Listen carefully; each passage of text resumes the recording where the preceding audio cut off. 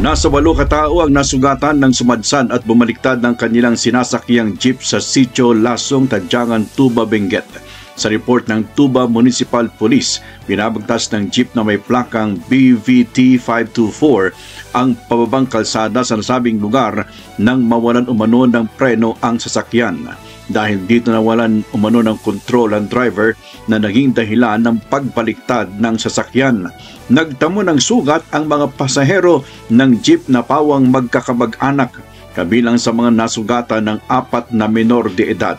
Mabilis namang nakaresponde ang mga miyembro ng Tuba MPS, barangay officials, Tuba MDRRMC at volunteer rescue personnel at naitakbo agad ang mga biktima sa Baguio General Hospital.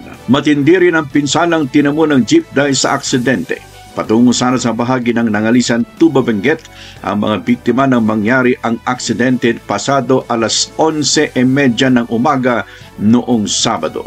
Para sa mata ng Agila, Northern Luzon, Leander Denver Garcia, matatag, matapang, matapat.